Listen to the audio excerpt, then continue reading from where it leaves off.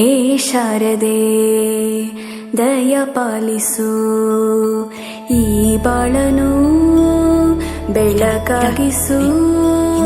ಹೇ ಶಾರದೆ ದಯ ಪಾಲಿಸು, ಈ ಬಾಳನು ಬೆಳಕಾಗಿಸು. ನಾಳೆಗಳ ದಾರಿಯಲ್ಲಿ ನಂಬಿಕೆಯ ನೆಲೆಯಾಗಿರಿಸು, ಮುನ್ನಡೆಸು.